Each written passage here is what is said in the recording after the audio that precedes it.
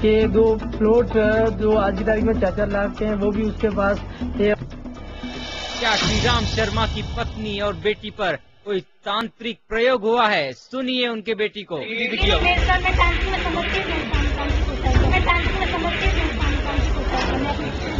ये आरोप को क्या बोल रहा है आपके पिताजी? आप दे रहे हो सही है क्या? कोई मुझे यहाँ किसी ने बंदी नहीं बना रखी। मैं अपनी मर्जी से रहती हूँ। मैं आज तक ड्यूटी रहती है, नहीं मुझे किसी ने बंदी बना के रखी नहीं। इसमें बात का कोई हाथ नहीं है।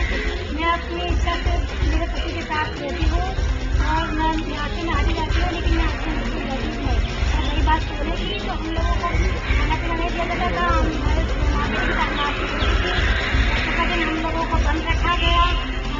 हमारा खुद का हुआ कि मेरे साथ हम लोगों को रखा गया। पिता के घर भोजन नहीं मिलता था तो सोना कौन रखेगा हमारे पास? हम लोगों को भोजन नहीं मिलता था, मार्केट में सोना हमारे पास कौन रखेगा? हम लोगों से 2 साल पहले सोना हमसे दूर ले गए हमारे पिता। आसाराम बापू के नाम पर भी आपके पिताजी ने काफी गंभीर आरोप लगाए हैं कि आश्रम के किसी साधक से आपकी शादी करवा दी जबरन। ये आपने राजी खुशी से शादी की है? जी हाँ, राजी खुशी। अब सुनिए क्या कहती है श्रीराम शर्मा की पत्नी। आश्रम में तो मैं वो बाबू का होता था, नहीं बाबू का कोई लेना देना नहीं है इसमें। हमारा घर का मामला है तो बाबू क्या करे? अपना बच्चे अपने के बस में नहीं है तो अब टीवी पर देने से, अखबार देने से क्या फायदा? और उसका बापू का कोई लेना देना नहीं है। हम आश्रम आते हैं, अपना गुरु है, इसमें कोई फर्क नहीं। महीने बापू आते तो आते हैं, दर्शन करके चले जाते। श्रीराम शर्मा ने ये भी आरोप लगाया। मेरे 7-8 साल पहले की बात है। एक आसाराम जी का साधक विमलेश भाई नाम उर्फ भागाराम, जो मेरे गांव का पड़ोसी गांव का रहने वाला प्रजापति है, वो 15-20 साल से आसाराम जी के आश्रम में रह रहा था। क्या विमलेश सचमुच आश्रम में रहता था? सुनिए उसी की जुबानी।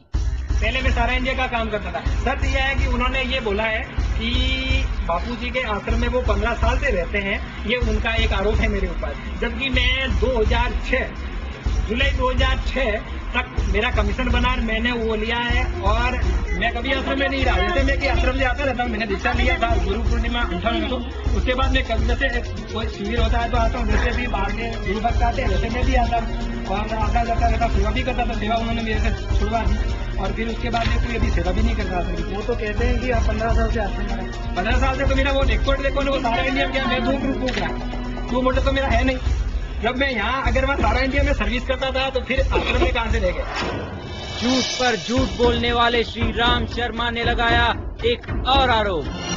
वो दोनों ही माँ बेटी एक हो गई और छुपके से उसके फोन द्वारा मिलती थी और मिलने के बाद में वो एक बार सूरत आश्रम में चली गई। आज तक उनका पता भी नहीं है।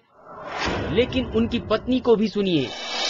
मेरा पति मेरे को मारते थे, छूते थे, मेरे भाई को लड़ाई झगड़े करे थे, ऐसे कर चलते रहे। उसके बाद में मेरे बड़ी लड़की थी, उसकी शादी हुई तो उसने लाइबे नहीं लाए थे और मामेरे नहीं लाए थे, तो घर में लड़ाई झगड़े और बढ़े थे। क्या तेरे भाई मामेरा क्यों नहीं लाए, पैसे क्यों नहीं लाए, तेरे का ऐसा कपड़ा क्यों नहीं लाए, गहने क्यों नहीं लाए, मारते कूदते। तो मेरे पति वो वापस फिर जाती थी, आती थी, ऐसा करती थी। बाद में उसने बहुत लड़ाई झगड़े चालू हो गए तो उसने मेरे मकान से मार कूद के पीट के आप भाई के घर ले गए, जाके मेरे को मंदिर में रखा था, 17 दिन ताले में रखा था। तो बाद में मेरे को इतने ज्यादा लड़ाई झगड़े होते रहे थे तो उसने मेरे को मार कूद के इसको मेरे को बाहर निकाल दिया। सच्चाई तो ये थी कि श्री राम ने अपनी पत्नी और बेटी को मार पीट कर घर से निकाला था।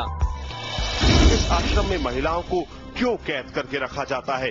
क्यों किसी की बहू और किसी की बेटी को बाहर नहीं आने देते आसाराम बापू के साधक? क्या इन सवालों का जवाब देंगे आसाराम? ऐसी और कितनी बहू बेटियां कैद हैं आसाराम के आश्रम में? आश्रम में किसी को कैद करके नहीं रखा जाता। सुनिए उन्हीं की जुबानी। मुझे किसी ने कोई बंद करके नहीं रखा, हम लेकिन आश्रम हम लोग रहते नहीं, आते जाते जरूर दर्शन करने आते हैं। लेकिन इसमें बापू का मामला क्यों, मेरी वजह से मेरे बापू को क्यों आप लोग दे रहे हो, क्यों झूठा दे रहे हो? पहली बात आज पेपर में क्या क्या लिखा आप लोगों ने, जिसमें लिखा हो बापू के पिंजरे में जवान बेटी हो रही, हम कोई पिंजरे में नहीं है, किसी के पिंजरे में नहीं है, नहीं संभव ही नहीं। बाबू का कोई लेना देना नहीं है इसमें, हमारा घर का मामला है तो बाबू क्या करे?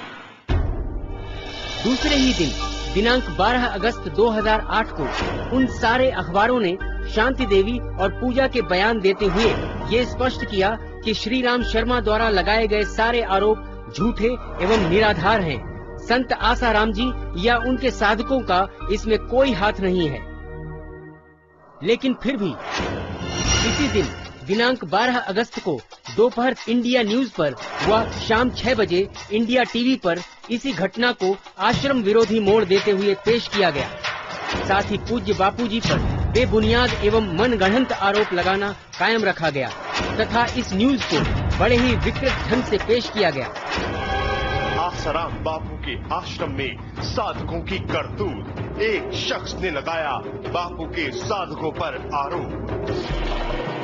फिर ये साधक माँ बेटी को लेकर सूरत के आश्रम पहुंचा।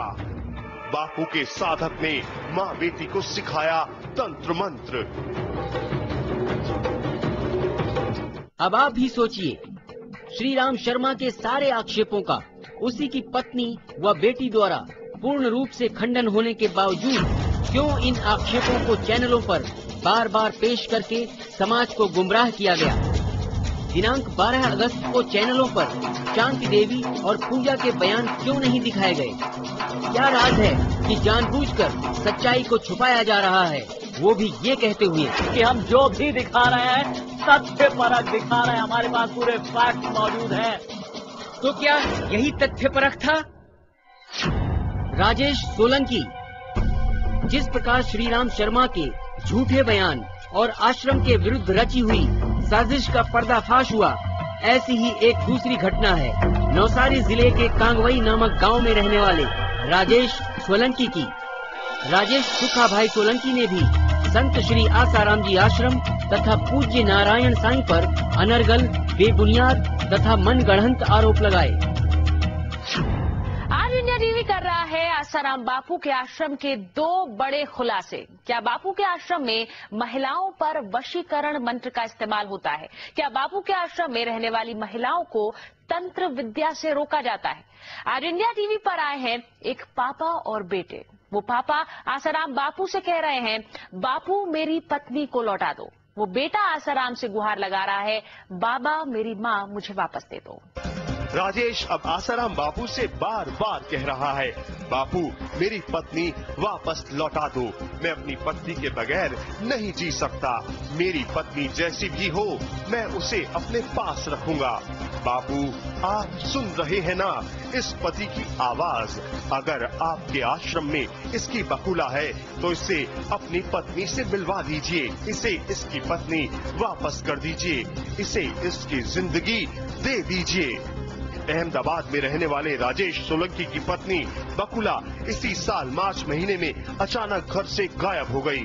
राजेश को लगा उसकी पत्नी मायके गई है। वो मायके पहुंचा, लेकिन बकुला वहां भी नहीं थी। अपनी पत्नी की तलाश में राजेश हर मंदिर मस्जिद के दरवाजे पर गया, लेकिन बकुला नहीं मिली। आखिरकार वो पहुंचा आसाराम बापू के सूरत आश्रम में। वहां उसे बकुला की खबर मिली। सुनिए खुद उसकी जुबानी, जिसकी बीवी है सूरत के जहांगीरपुरा के आश्रम की 4 दीवारी के भीतर नजरबंद। आसाराम बापू का पूरा ग्रुप चल रहा है।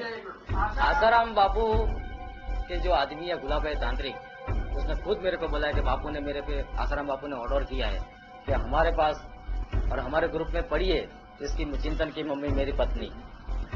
आप छुड़वाने चाहते तो कभी कोई नहीं छुड़वा पाएगा। पुलिस भी अगर नहीं, भगवान भी